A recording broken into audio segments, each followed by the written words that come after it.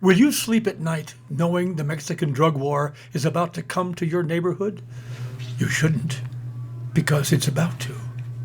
Caravans of cartel gunmen took over the city, setting fires, blocking major intersections, and killing civilians indiscriminately. Time magazine correspondent Ian Grillo said, "I've covered Mexico's drug violence for 18 years, written 2 books about the subject, and seen many extraordinary episodes. In Sinaloa, the cradle of drug traffickers, I've repeatedly been on the crime beat, chasing bullet-ridden corpses into the mountains to Guzman's opium-growing village. But Thursday was different. It wasn't a gangster action, it was a mass insurrection." A Supreme Court justice recently spoke to the Federalist Society. A few days earlier, the Federalists had warned that a war in Mexico would not stop at the border.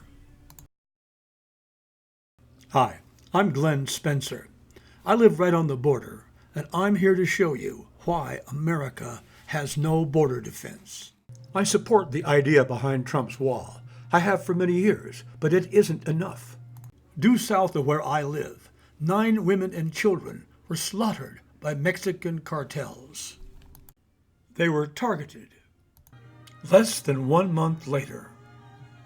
At least 21 people are dead after a suspected cartel attacked a town in the northern Mexico state of Coahuila near the U.S. border.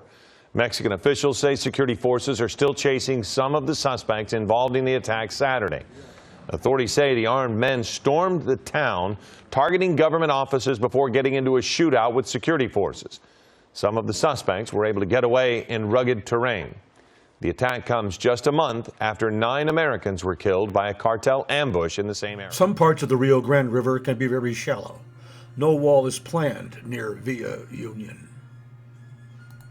Will this be a new cartel headquarters?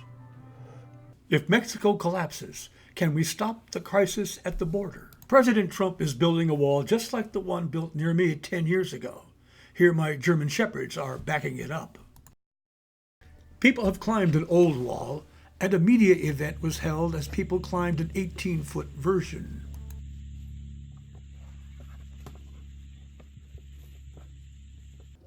The demonstration didn't include the 30-foot version. That was done in Mexico, using a ladder.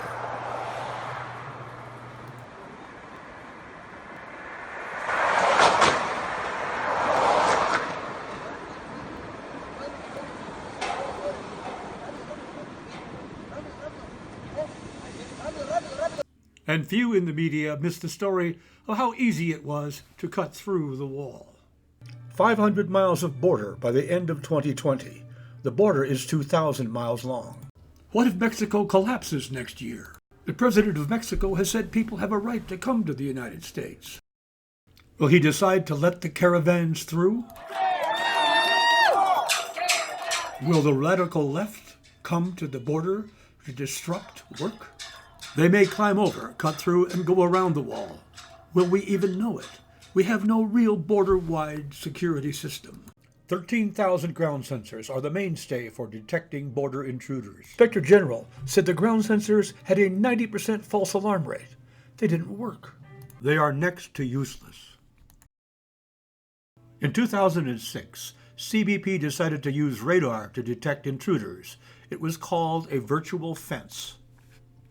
I knew it wasn't going to work. I had my reasons, so I called it BS. 2003, I set out to measure border security. After 3 years, I was stunned to learn the DHS hated the idea. They didn't want to measure border security. About a year after I called the virtual fence BS, ZDNet said it is a failure. 5 years and $1 billion after I said the virtual fence would not work, DHS agreed and shut the program down. In 2004, a nonprofit pioneered the use of a fixed-wing drone coupled to ground sensors.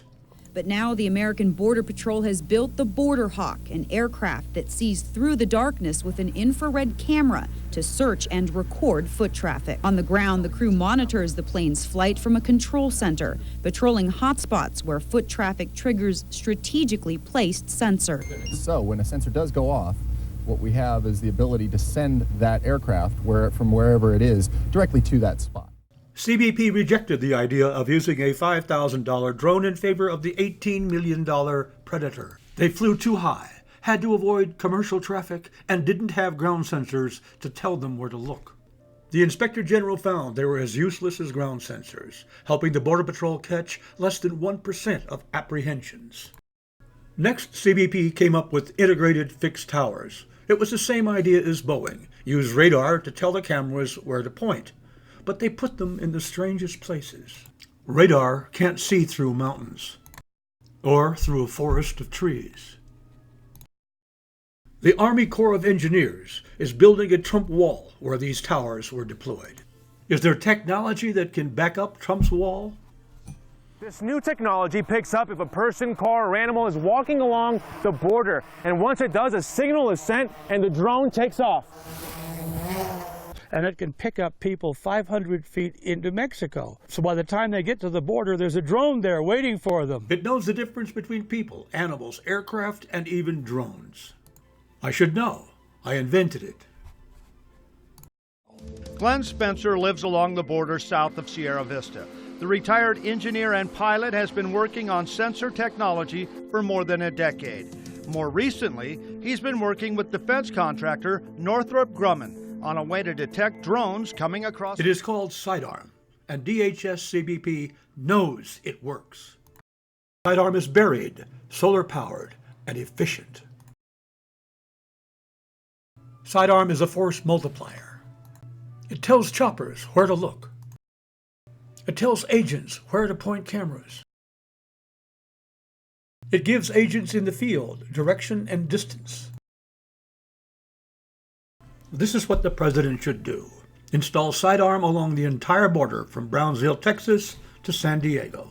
It could be done in 3 months. New technology picks up if a person, car, or animal is walking along. Include a quick reaction drone to send live video of each and every border intruder. Send Sidearm reports to border cameras so they can spot the threat. Send ultralight and small drone detections to air and marine operations in every Border Patrol station and agent. They will know what to do. America has the technology and manpower to defend its borders. Democrats and Republicans alike could work as a team to make this happen. 10 years ago, American Border Patrol proved that real pedestrian barriers work.